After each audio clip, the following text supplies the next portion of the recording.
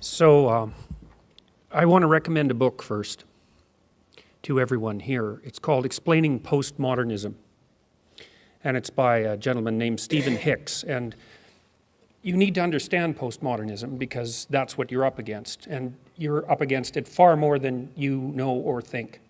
And it's a much more well-developed and pervasive, pernicious, nihilistic, intellectually attractive doctrine than has yet come to public realization. It absolutely dominates the humanities and increasingly the social sciences in the universities. And what's happening, you see, someone once said, who unfortunately I can't remember, it might have been Friedrich Nietzsche, said that everybody is the unconscious exponent of a dead philosopher.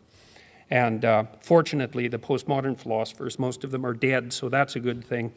But that doesn't mean that their words aren't continually being spoken by people who are following in their wake, let's say. And it's not like any given person is absolutely possessed, say, by the spirit of postmodernism, because often they're not educated enough to know all the details about what it is that has them in their grip. But if you get 20 of them together, and they're all 5% influenced by the postmodernist ethos, you basically have the spirit of the mob that's a mouthpiece for that particular philosophical doctrine. And if you understand the doctrine, then you understand why things are progressing the way that they're progressing. And so I'm going to tell you a little bit about the doctrine, because it's not optional to understand this. It's absolutely crucial to understand this.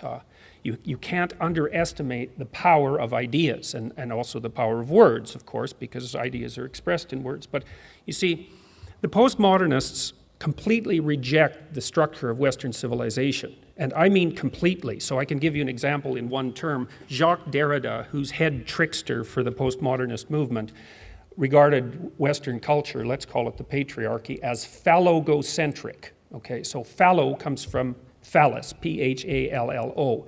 And so that's the insistence that what you see in Western culture is the consequence of a male-dominated, oppressive, self-serving society. And we might say, well, you know, societies do tend to be self-serving, and people in power do tend to act in their best interests, but a tendency is not an absolute, and that's one of the things that needs to be considered continually. There are no shortage of flaws in the manner in which we've structured our society.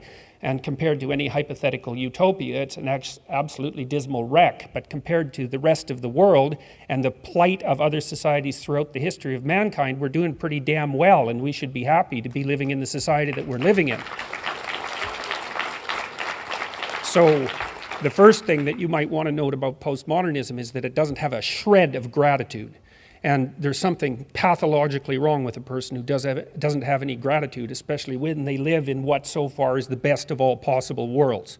And so if you're not grateful, you're driven by resentment, and resentment is about the worst emotion that you can possibly experience apart from arrogance. Resentment, arrogance, and deceit. There's an evil triad for you. And if you're bitter about everything that's happening around you, despite the fact that you're bathed in wealth, then there's something absolutely wrong with you. You know, the black community in the United States is the 18th wealthiest community, 18th wealthiest nation on the planet. Now, that doesn't mean there isn't such a thing as relative poverty, and relative poverty matters. It's an important political economic issue, and it's very, very difficult to deal with. But absolute wealth matters too, and Western societies have been absolutely remarkable in their ability to generate and distribute wealth, as you can tell by just looking around and taking a brief bit of consideration for the absolute miracle that even a building like this represents. So you have to educate yourself about postmodernism. Okay, so here's what the postmodernists believe. They don't believe in the individual. That's the logos part. Western culture is phallogocentric. Logo is logos. That's partly the Christian word, but it's also partly the root word of logic, okay? They don't believe in logic. They believe that logic is part of the process by which the patriarchal institutions of the West continue to dominate and to justify their dominance. They don't believe in dialogue. The root word of dialogue is logos again. They don't believe that people of goodwill can come to consensus through the exchange of ideas. They believe that that notion is part of the philosophical substructure and practices of the dominant culture. So the reason they don't let people who they don't agree with speak on campus is because they don't agree with letting people speak. You see, it's not part of the ethos. Okay, so what else do they believe and not believe?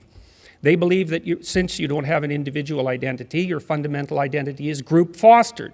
and that means that you're basically an exemplar of your race, hence white privilege, or you're an exemplar of your gender or your sex or your ethnicity, or you're an exemplar of however you can be classified so that you are placed in the position of victim against the oppressor, because that's the game. And it's a post-Marxist sleight of hand, right? The old Marxist notion was that the world was a battleground between the bourgeoisie and the proletariat, and that failed to have any philosophical or ethical standing, that argument, after the working class actually saw its standard of living massively elevated as a consequence of Western corporate democracy, Western free enterprise democracy, and also as a consequence of the revelations of everything terrible that had happened in every bloody country that ever dared to make equity and the Marxist communist dogma part of their fundamental structure, right? And nothing but murderousness and oppression. And so by the 1970s, it was evident that that game was up. The postmodernist Marxists just basically pulled a sleight of hand and said, okay, if it's not the poor against the rich, it's the oppressed against the oppressor. We'll just redivide the subpopulations in ways that make our bloody philosophy continue in its movement forward, and that's where we're at now. And so for the postmodernists, the world is a Hobbesian battleground of identity groups. They do not communicate with one another because they can't. All there is a struggle for power. And if you're in the predator group, which means you're an oppressor, then you better look out, because you're not exactly welcome. And neither are your ideas. So that's what you're up against. I would say it's time for conservatives to stop apologizing for being conservatives. You know, and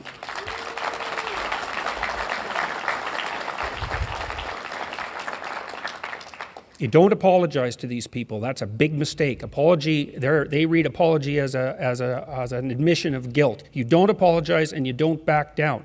You young people that are out there who are university students, you need to take over the student unions. You need to take them back, because they're absolute snake pits, and they have been since the 1990s.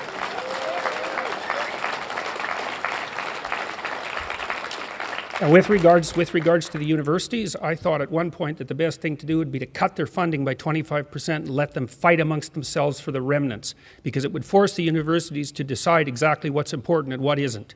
So I would say the humanities and much of the social sciences has turned into a postmodern neo-Marxist playground for radicals. The scholarship is terrible. 80% of humanities papers aren't cited once. And so what that means is that they write papers for each other and they sell them to libraries, and that's how the publishers make their money. And no one reads them, but the publishers can print them because the libraries have to buy them, and they're buying them with your tax money. And so all of you who are sitting here are funding a postmodern, radical, neo-Marxist agenda that has its roots in the university, and your tax money is going towards that. And if you want proof of that, you just go online and look at the websites, especially of disciplines like women's studies, which is pathological right to the core. But it's not just women's studies, it's all the ethnic studies groups.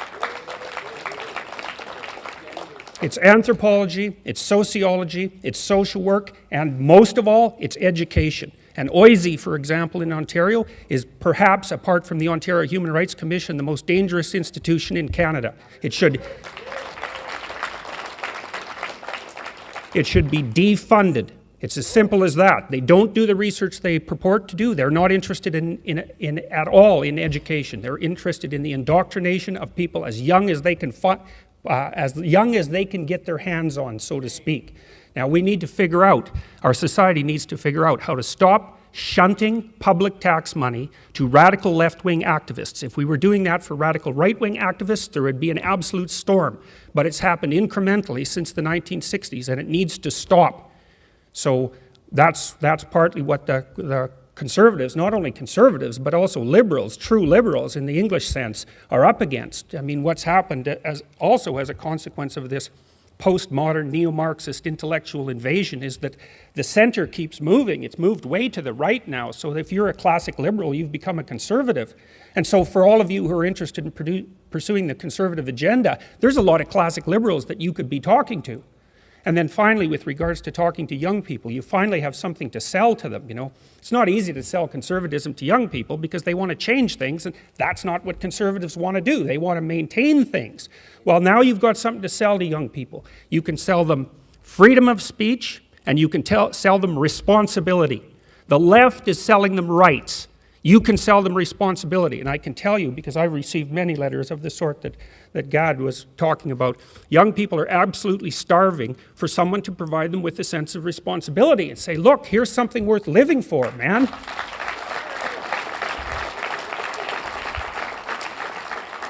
You know, you can find meaning in life with freedom, but freedom is a chaotic sort of meaning, right? And freedom isn't the sort of thing that makes people happy. It's the sort of thing that makes people troubled, because freedom expands your series of choices, and that makes you nervous and uncertain. So, but responsibility is another, not to say that that's a bad thing, it's a good thing, but it requires that you shoulder the responsibility of the freedom. But responsibility per se is what gives your life meaning, genuine meaning in the face of suffering. And young people are really, they're starving for that. I've been teaching young people for 30 years, and mostly what I've been teaching them about is responsibility. It's like you're heirs to a great tradition. It's not perfect, obviously, but comparatively, there's nothing else like it that's ever been produced, and it represents a tiny minority of the human polities, most of which are run by murderous, antisocial, psychopathic thugs. And that's seriously. And so what kind of alternative is that? We've got this beacon of freedom and wealth in the West that works, although it doesn't work perfectly. And one of the responsibilities of young people is to find out what's at the core of that, the great core of that, the paramount importance of the individual and the divinity of speech. Man, that's something to sell. It's what our whole culture is predicated on. All right, well, I should stop there. So thank you very much for the invitation.